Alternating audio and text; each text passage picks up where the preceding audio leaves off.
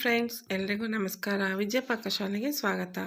Friends, ನಾನಿವತ್ತು ಗುಡ್ಡೆ ಮಾಂಸದ ಸಾರು ಮಾಡಿದ್ದೀನಿ. ಇದರಲ್ಲಿ ಎಲ್ಲ ಬೋಟಿ, ತಲೆ ಮಾಂಸ, ಕಾಲು ಎಲ್ಲ ಇರೋದ್ರಿಂದ ಸಾರು ತುಂಬ ಟೇಸ್ಟಿಯಾಗಿ ಬರುತ್ತೆ. ಈ ರೆಸಿಪಿ ನಿಮಗೆಲ್ಲ ಇಷ್ಟ ಆಗುತ್ತೆ ಅಂದ್ಕೊಳ್ತೀನಿ. ಈ ರೆಸಿಪಿಗೆ ಒಂದು ಲೈಕ್ ಕೊಡಿ, ನನ್ನ ಚಾನಲ್ ಸಬ್ಸ್ಕ್ರೈಬ್ ಮಾಡಿ, ಪಕ್ಕದಲ್ಲಿರೋ ಬೆಲ್ಲೈಕನ್ ಟೈಪ್ ಮಾಡಿ. ಅದರಿಂದ ನಿಮ್ಮ ಎಲ್ಲ ಅಡುಗೆಗಳ ನೋಟಿಫಿಕೇಷನ್ ಮೊದಲಿಗೆ ನಿಮಗೆ ಬರುತ್ತೆ. ಈಗ ಈ ರೆಸಿಪಿ ಹೇಗೆ ಮಾಡೋದು ನೋಡ್ಕೊಂಡು ಬರೋಣ. ನೋಡಿ, ಈ ಮಟನ್ ಆಗಲಿ, ಬೋಟಿ, ಲಿವರು ಅದೆಲ್ಲ ಇರೋದ್ರಿಂದ ಸಾರು ತುಂಬ ಟೇಸ್ಟಿಯಾಗಿ ಬರುತ್ತೆ. ಈ ಗುಡ್ಡೆ ಮಾಂಸ ಎಲ್ಲ ಟೈಮಲ್ಲೂ ಸಿಗೋದಿಲ್ಲ. ಯುಗಾದಿ ಹಬ್ಬ, ದಸರಾ ಹಬ್ಬ ಆ ಥರದಲ್ಲಿ ಸಿಗುತ್ತೆ. ಇದನ್ನ ಈಗ ಹೇಗೆ ಮಾಡೋದು ನೋಡೋಣ. 1 ಟೇಬಲ್ ಸ್ಪೂನಷ್ಟು ಎಣ್ಣೆ ಹಾಕ್ಕೊಂಡಿದ್ದೀನಿ. ಮತ್ತು ಒಂದು ದಪ್ಪನೆ ಈರುಳ್ಳಿ ಕಟ್ ಮಾಡಿ ಹಾಕ್ಕೊಂಡಿದ್ದೀನಿ. ಸ್ವಲ್ಪ ಅರಿಶಿನ, ಸ್ವಲ್ಪ ಪೆಪ್ಪರ್ ಪೌಡರ್ ಹಾಕ್ಕೊಳ್ಳೋಣ. ಗುಡ್ಡೆ ಮಾಂಸ, ತಲೆ, ಕಾಲು, ಬೋಟಿ ಅದೆಲ್ಲ ಇರೋದ್ರಿಂದ ಸ್ವಲ್ಪ ಸ್ಮೆಲ್ ಬರ್ತಾ ಇರುತ್ತೆ. ಅದರಿಂದ ಈ ಥರ ಮೆಣಸು, ಅರಿಶಿನ, ಉಪ್ಪು ಎಲ್ಲ ಹಾಕ್ಕೊಂಡು ಚೆನ್ನಾಗಿ ಫ್ರೈ ಮಾಡಿಕೊಂಡ್ರೆ ಆ ಥರ ವಾಸನೆ ಎಲ್ಲ ಬರೋದಿಲ್ಲ. ನೋಡಿ, ಈಗ ಈರುಳ್ಳಿ ಎಲ್ಲ ಬೆಂದಾದಮೇಲೆ ಮಟನ್ ಹಾಕ್ಕೊಳ್ಳೋಣ. ಈ ಚರ್ಬಿ ಏನಿದೆ ಅದನ್ನು ಬಿಟ್ಬಿಟ್ಟು ಮಿಕ್ಕಿದನ್ನೆಲ್ಲ ಹಾಕ್ಕೊಂಡು ಚೆನ್ನಾಗಿ ಈ ರೀತಿ ಫ್ರೈ ಮಾಡಬೇಕಾಗತ್ತೆ. ನೋಡಿ, ನೀರೆಲ್ಲ ಏನೂ ಹಾಕಿರಲ್ಲ. 1-2 ನಿಮಿಷ ಮುಚ್ಚಿ ಇಟ್ಬಿಟ್ರೆ ನೀರೆಲ್ಲ ಬಿಟ್ಕೊಂಡು ಚೆನ್ನಾಗಿ ಡ್ರೈ ಆಗಿರುತ್ತೆ. ಹಸಿ ವಾಸನೆ ಎಲ್ಲ ಹೋಗುತ್ತೆ.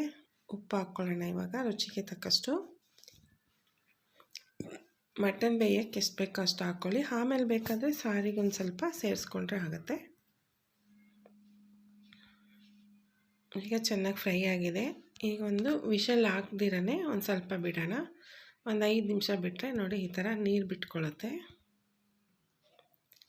ಈಗ ನಾವಿದಕ್ಕೆ ಎಷ್ಟು ಬೇಕೋ ಅಷ್ಟು ನೀರು ಸೇರಿಸ್ಕೊಂಡು ಒಂದು 5-6 ವಿಷಲ್ ಹಾಕಬೇಕು.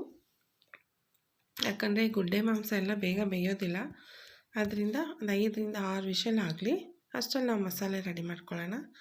ತೆಂಗಿನಕಾಯಿ, ಚಕ್ಕೆ, ಲವಂಗ, ಒಂದು ಅರ್ಧ ಸ್ಪೂನಷ್ಟು ಹುರಿಗಡಲೆ, ಚಿಲ್ಲಿ ಪೌಡರ್, ಧನಿಯಾ, ಟೊಮೆಟೊ, ಕೊತ್ತಂಬರಿ ಸೊಪ್ಪು, 4 ಹಸಿಮೆಣಸಿನ್ಕಾಯಿ, ಬೆಳ್ಳುಳ್ಳಿ, ಶುಂಠಿ ಈಗೆಲ್ಲ ಮಿಕ್ಸಿ ಜಾರ್ನಲ್ಲಿ ಸೇರಿಸ್ಕೊಂಡು ಚೆನ್ನಾಗಿ ನೈಸಾಗಿ ರುಬ್ಕೊಳ್ಳೋಣ. ನಾವು ಸಾಂಬಾರಿಗೆ ಎಷ್ಟು ನೈಸಾಗಿ ರುಬ್ಕೊಳ್ತೀವೋ ಅಷ್ಟು ಸಾರು ಚೆನ್ನಾಗಿ ಬರುತ್ತೆ. ನೋಡಿ, ಎಲ್ಲ ಸೇರಿಸ್ಕೊಳ್ತಾ ಇದ್ದೀನಿ.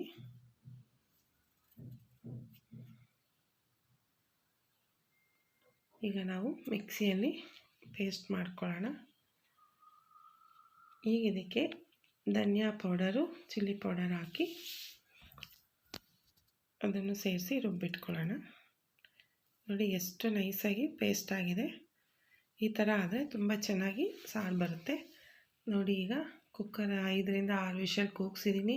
ಮಟನ್ ಚೆನ್ನಾಗಿ ಬೆಂದೋಗಿದೆ. ನೋಡಿ, ಎಷ್ಟು ಸಾಫ್ಟಾಗಿ ಆಗಿದೆ. ಈಗ ರುಬ್ಬಿರೋ ಅಂಥ ಮಸಾಲೆನ ಸೇರಿಸ್ಕೊಳ್ಳೋಣ.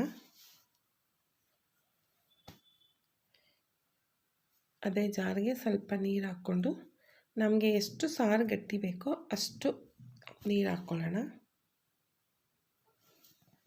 ಮಟನ್ ಸಾರೆಲ್ಲ ಸ್ವಲ್ಪ ತುಂಬ ಗಟ್ಟಿ ಇದ್ದರೆ ಚೆನ್ನಾಗಿರೋದಿಲ್ಲ. ಸ್ವಲ್ಪ ಮೀಡಿಯಮಲ್ಲಿ ಗಟ್ಟಿ ಇರಬೇಕು.